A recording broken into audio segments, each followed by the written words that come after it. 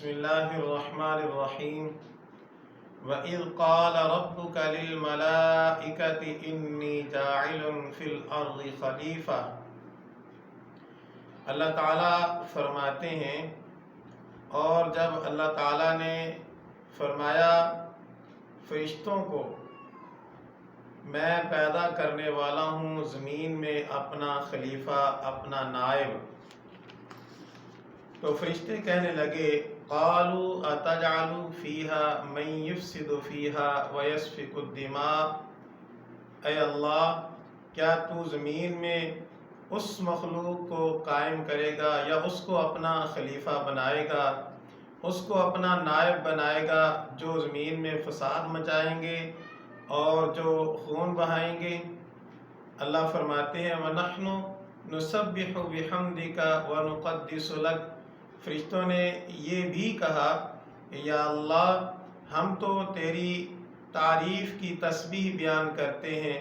اور تیری تقدیس اور پاکی بیان کرتے ہیں۔ تو اللہ فرماتے ہیں انی اعلم ما لا تعلمون، جو میں جانتا ہوں وہ تم نہیں جانتے۔ یہ پورا رکوع تقریباً اللہ تعالیٰ نے حضرت آدم علیہ السلام اور اولاد آدم کے حوالے سے یہاں بیان فرمایا ہے، اور اس سے پچھلی آیات میں اللہ تعالیٰ نے نافرمانوں کے لیے اور کفار کے لیے یہ احکامات بیان فرمائے کہ تم اس طرح کیوں کرتے ہو، اور یہاں فخر کے طور پہ حضرت آدم علیہ السلام کی عزت و تکریم کا ذکر فرمایا، اور ہمیں یہ چیز باور کروائی کہ تم یہ سمجھو کہ تمہارے آبا کو، تمہارے بڑوں کو اللہ تعالیٰ نے کیسی عزت بخشی۔ اب اسی عزت کے حوالے سے اللہ تعالیٰ یہاں فرماتے ہیں کہ فرشتوں کے سامنے اللہ تعالیٰ نے حضرت آدم علیہ السلام کا اپنے خلیفہ کے طور پر ذکر فرمایا، اور اللہ تعالیٰ فرشتوں سے یہ سوال کرتے ہیں کہ اے میرے فرشتوں، مجھے یہ بتاؤ کہ میں زمین پر ایک اپنا خلیفہ اور نائب بنانا چاہتا ہوں، جس سے ہمیں دو تین باتوں کا پتہ چلتا ہے۔ نمبر ایک کہ اللہ تعالیٰ نے فرشتوں کو یا انسان سے پہلی جتنی مخلوق پیدا فرمائی ان تمام مخلوقات کو اپنا نائب قرار نہیں دیا، صرف انسان کو اللہ تعالیٰ نے اپنا نائب اور خلیفہ قرار دیا۔ دوسری بات یہ سمجھ میں آتی ہے، بلکہ یہ سوال بھی بنتا ہے کہ کیا اللہ تعالیٰ فرشتوں سے مشورہ فرما رہے ہیں، اور بحیثیت رب، بحیثیت خدا تعالیٰ کیا وہ مشورہ کرنے کے محتاج ہیں؟ تو اس کا جواب یہ ہے کہ اللہ تعالیٰ مشورے کا محتاج نہیں ہے، کیونکہ مشورے کا محتاج وہ ہوتا ہے جس کو علم نہ ہو، یا جس کو علم کے اندر مکمل طور پہ اطمینان نہ ہو، جس کو اپنی بصیرت پر اطمینان نہ ہو، اس کو مشورے کی ضرورت ہوتی ہے۔ اللہ تعالیٰ کو علم بھی ہے اور اپنے علم پر اطمینان بھی ہے، اپنی بصیرت پر اطمینان بھی ہے، اس لیے اللہ تعالیٰ نے یہاں مشورہ نہیں لیا۔ دوسری بات یہ ہے کہ کیا اللہ تعالیٰ نے یہاں اس لیے یہ بات کی ہے کہ جہاں برابر کے حقوق ہوتے ہیں تو وہاں ایک دوسرے سے رائے لینے کی ضرورت پڑتی ہے؟ جیسے ہمارے پاکستان میں مثلا قومی اسمبلی ہے، اور قومی اسمبلی کے لوگ برابر کے حقوق کے حقدار ہوتے ہیں، اس لیے سب کو رائے کا حق حاصل ہوتا ہے۔ تو کیا اس طرح اللہ تعالیٰ نے اپنے فرشتوں سے اس بنا پہ سوال کیا ہے کہ تم میرے برابر ہو؟ نہیں۔ جواب یہ ہے کہ اللہ تعالیٰ خالق ہے اور فرشتے مخلوق ہیں۔ خالق اور مخلوق کا آپس میں ایک دوسرے کے برابر حقوق ہی نہیں بنتے۔ اللہ تعالیٰ کے حقوق جدا گانے ہیں اور مخلوق کے حقوق جدا ہیں۔ اب اللہ تعالیٰ نے یہاں جو رائے لی ہے، یہاں جو مشورہ لیا ہے، یہ مشورہ اور رائے حقیقت میں بنتی نہیں، لیکن ایک مشورے کی اور ایک رائے کی صورت بنا دی ہے،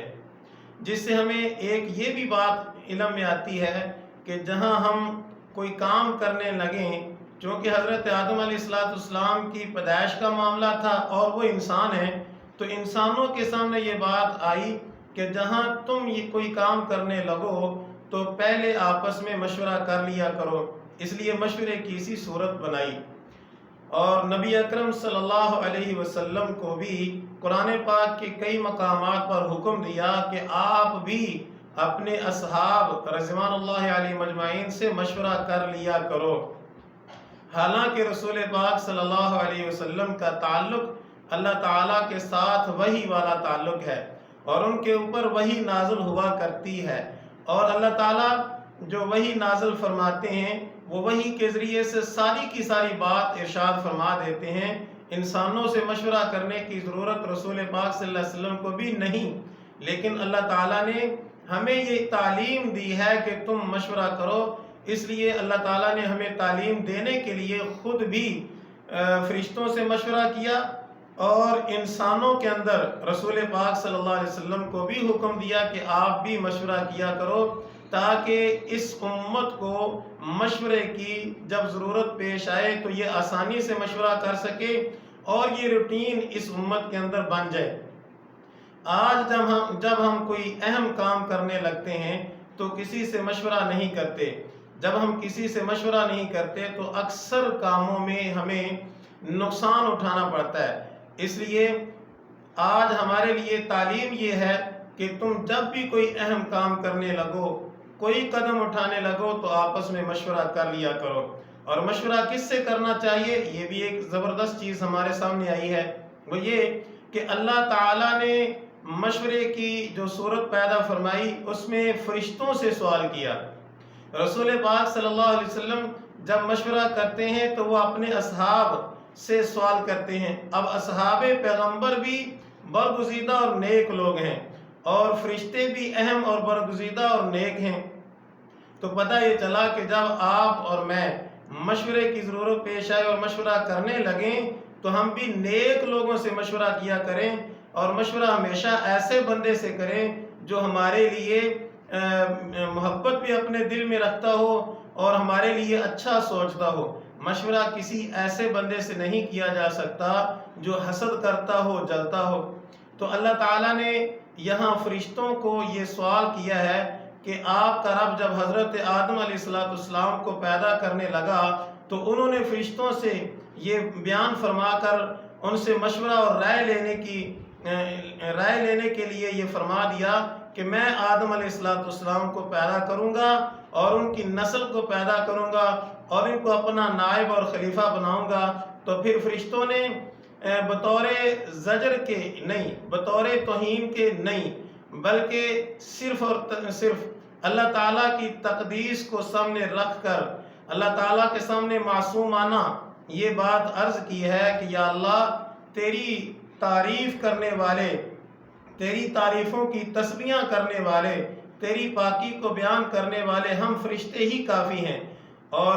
روایات میں آتا ہے کہ فرشتے حضرت آدم علیہ السلام کے پیدا ہونے سے پہلے آپس میں یہ باتیں کیا کرتے تھے کہ اللہ تعالیٰ ہمیں جو پیدا فرمایا ہے، اللہ تعالیٰ نے، ہم بڑے ہی نیک لوگ ہیں اور اللہ تعالیٰ کو مزید کسی اور مخلوق کی ضرورت نہیں، اور ہمارے سے زیادہ نیک اللہ تعالیٰ کسی کو پیدا بھی نہیں کرے گا۔ لہٰذا فرشتے اس بات پر قناعت کیے ہوئے تھے کہ کوئی اور مخلوق پیدا نہیں ہوگی، تو اس بات کو بھی سامنے رکھ کر اللہ تعالیٰ نے فرشتوں سے یہ سوال کیا ہے۔ اب فرشتوں نے جو جواب دیا ہے یہ جواب توہین والا نہیں ہے، بلکہ یہ جواب فرشتوں کا معصومانہ جواب ہے، اور فرشتے یہ عرض کرتے ہیں یا اللہ، تیری پاکی بیان کرنے والے ہم ہیں، تیری تعریف بیان کرنے والے ہم ہیں، اور تیری تقدیس بیان کرنے والے ہم ہیں۔ اب جب ہم موجود ہیں تو یا اللہ کسی اور کو پیدا کرنے کی کیا ضرورت ہے؟ تو اللہ تعالیٰ فرماتے ہیں میں زیادہ جانتا ہوں جو تم نہیں جانتے۔